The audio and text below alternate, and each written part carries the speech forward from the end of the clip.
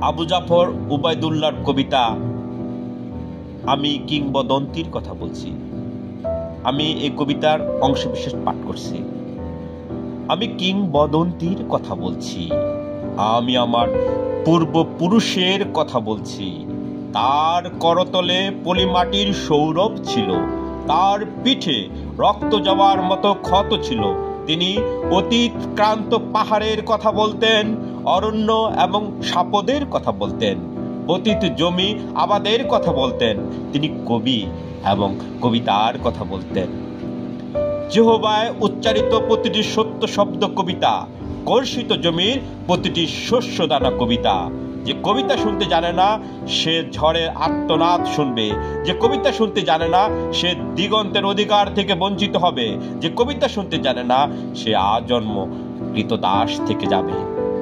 আমি উচ্চারিত সত্যের মতো স্বপ্নের কথা বলছি, উনুনের আগুনে আলোকিত একটি উজ্জ্বল জানালার কথা বলছি। আমি আমার মায়ের কথা বলছি। তিনি বলতেন, প্রবহমান নদী যে সাঁতার জানে না তাকেও ভাসিয়ে রাখে। যে কবিতা শুনতে জানে না সে নদীতে ভাসতে পারে না। যে কবিতা শুনতে জানে না সে মাছের সঙ্গে খেলা করতে পারে না। যে কবিতা শুনতে জানে না সে মায়ের কোলে শুয়ে গল্প শুনতে পারে না। আমি কিংবদন্তির কথা বলছি, আমি আমার পূর্বপুরুষের কথা বলছি। আমি বিচলিত স্নেহের কথা বলছি, গর্ভবতী বোনের মৃত্যুর কথা বলছি। আমি আমার ভালোবাসার কথা বলছি। ভালোবাসা দিলে মা মরে যায়, যুদ্ধ আসে ভালোবেসে মায়ের ছেলেরা চলে যায়। আমি আমার ভাইয়ের কথা বলছি।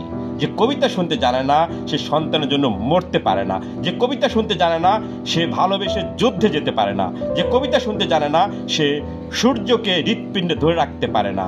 আমি কিংবদন্তির কথা বলছি, আমি আমার পূর্বপুরুষের কথা বলছি। তার পিঠে রক্ত যাওয়ার মতো ক্ষত ছিল, কারণ তিনি কৃতদাস ছিলেন।